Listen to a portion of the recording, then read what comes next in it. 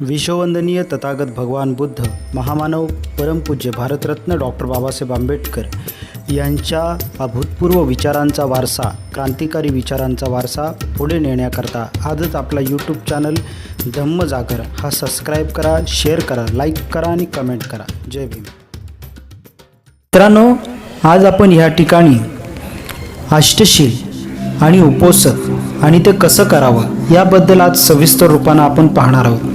अनेक धर्मामध्ये अनेक व्रत वैकल्य ह्या लोकांना वेगवेगळं स्थान आहे, पण बौद्ध धर्मामध्ये उपोषणाला सर्वात महत्त्वाचं आणि सर्वश्रेष्ठ असं स्थान प्राप्त झालेलं आहे. कारण बौद्ध धर्म कुठल्याही कर्मकांडाला जराही थारा देत नाही. बौद्ध धर्म माणसाच्या चित्ताशी निगडीत आहे, माणसाच्या मनाशी निगडीत आहे.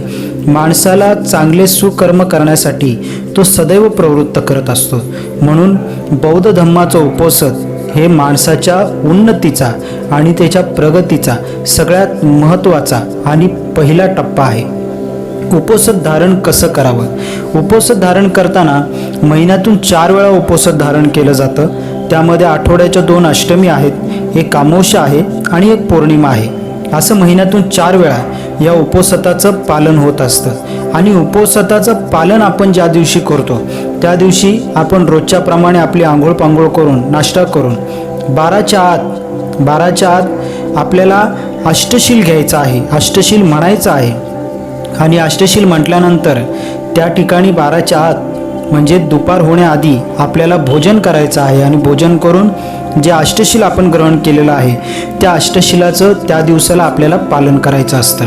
आता हे नेमकं अष्टशील काय आहे ते आपण पाहून घेऊया. मित्रांनो, अष्टशील म्हणताना सुरुवातीला आपण जे काही म्हणतो नमो तस्स भगवतो अर्हतो सम्मा संबुद्धस्स हे 3 वेळा.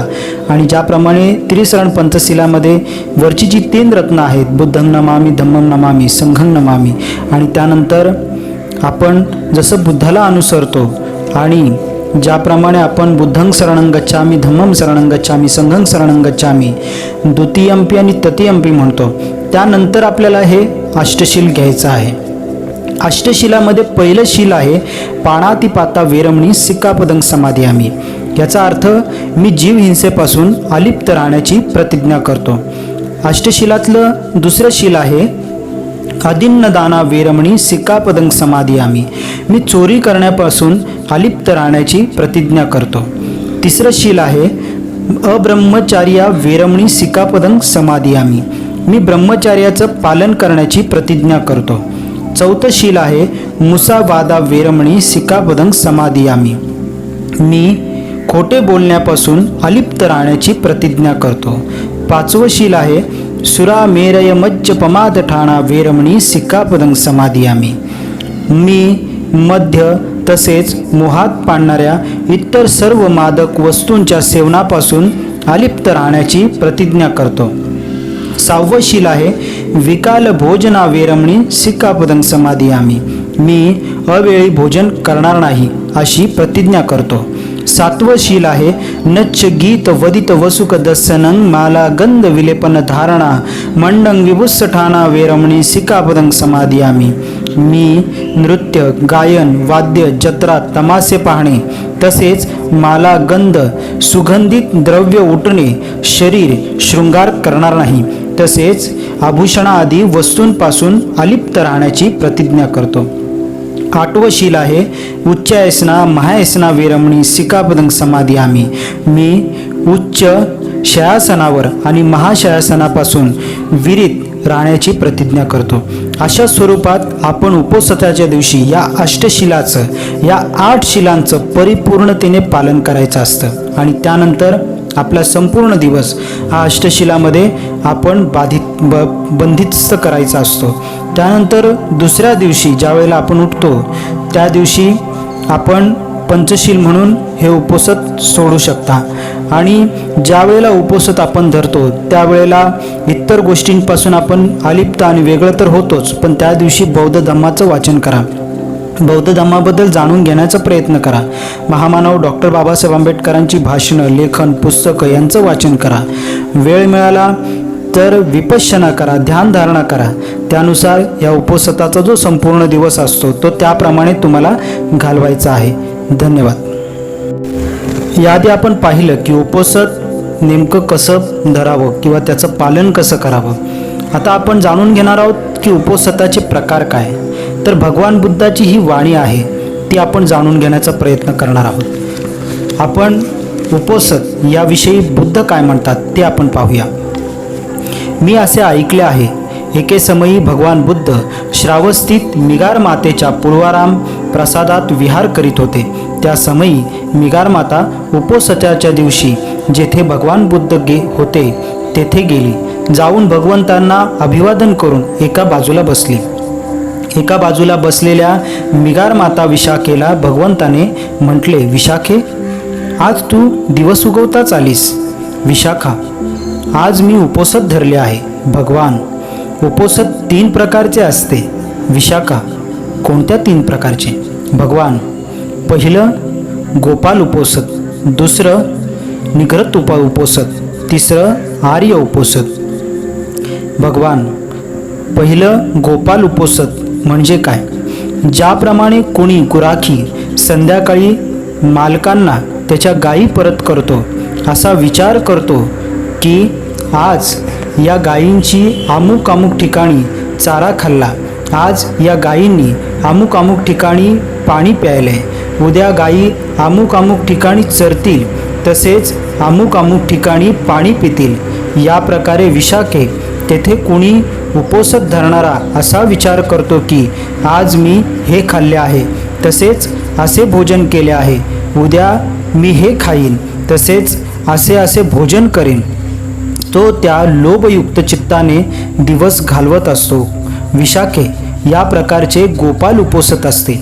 विशाखे या प्रकारच्या गोपाल उपोषणाचे कोणतेही महान फळ नसते, कोणतेच महान फळ नसते, कोणतेही महान परिणाम नसतात, कोणतेही महान प्रकाश नसते, तसेच कोणत्याही विस्तार विकास नसतो.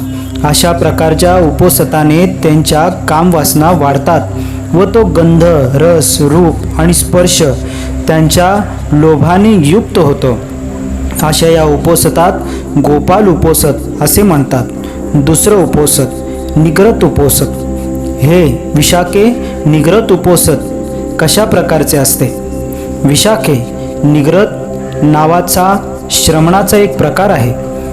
आपल्या मताच्या अनुयायांना तो या प्रकारचे उपोषण धरायला सांगतात. हे पुरुष, तू इथे पूर्व दिशेला 100 योजनेपर्यंत जितके प्राणी आहेत त्यांना तू दंडातून, शिक्षातून मुक्त कर.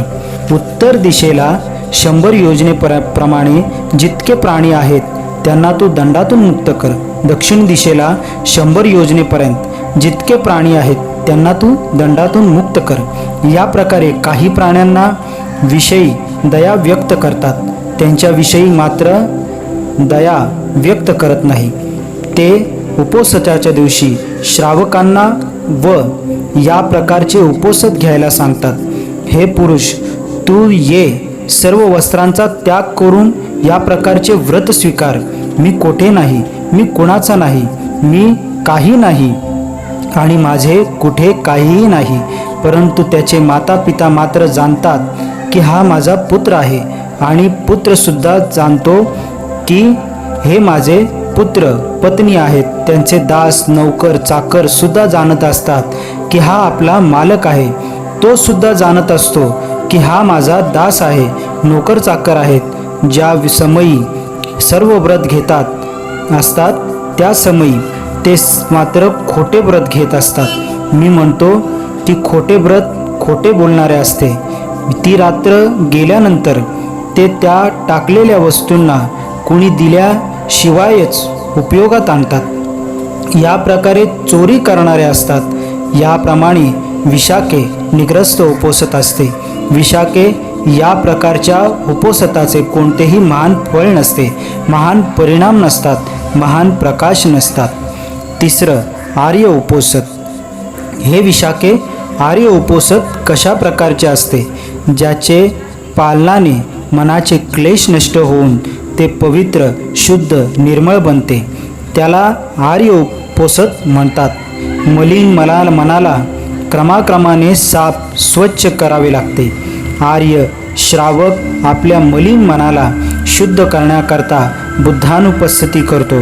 हे भगवान अरहंत आहेत, सम्यक संबुद्ध आहेत, विद्या आणि आचरणायुक्त आहेत, सुगतीला प्राप्त आहेत, लोकांचे रहस्य जाणून घेणारे सर्वश्रेष्ठ आहेत, कुमार्गाने चालत असलेल्या मनुष्याचे दमन करणारे सारथी आणि देव मनुष्यांचे शास्ता आहेत, असे ते भगवान बुद्ध आहेत. या प्रकारे तथागतांच्या गुणांचे स्मरण करण्याचे मन प्रसन्न होते. जे मनाचे क्लेश आहेत त्यांचा नाश होतो. अशा प्रकारे मलिन मनाला निर्मळ करण्याकरता धम्मानुपस्थिती, संघानुपस्थिती, शीलानुपस्थिती व देवतानुपस्थिती करतात. तथागत म्हणाले, विशाखे, मलिन मन निर्मळ कसे बनते? एक आर्य श्रावक संघाच्या गुणांचे स्मरण करतो. भगवंताच्या शिष्य संघ सुंदर मार्गावर चालणारा आहे. त्याचप्रमाणे भगवंताचा शिष्य संघ सरळ मार्गावर चालणार आहे. भगवंताचा शिष्य संघ न्याय मार्गावर चालणार आहे. भगवंताचा शिष्य संघ योग्य मार्गावर चालणारा आहे. तो मार्ग भेदानी 4 श्रेणीमध्ये विभक्त होतो. दान देण्यास, सन्मान करण्यास, आमंत्रण देण्यास, नमस्कार करण्यास तो योग्य आहे. तो सर्व लोकांकरिता पुण्य संपादन करण्यास तो सर्वोत्तम पुण्यक्षेत्र आहे. आर्य श्रावक असा विचार करतो की अरहंत जीवनभर 8 अंगांनी युक्त असलेल्या उपोषित व्रताच्या पालनाने निर्वाणाचा साक्षात्कार करून घेतात. आपण सुद्धा त्याचे अनुकरण करून त्या उपोषिताचे पालन करावे, म्हणजे त्यांनी आपले उपोषित व्रत पूर्ण होऊन खऱ्या सुखाची प्राप्ती करून घेता येईल. या व्रताला आर्य उपोषित म्हणतात. धन्यवाद. जय भीम. नमो बुद्धाय.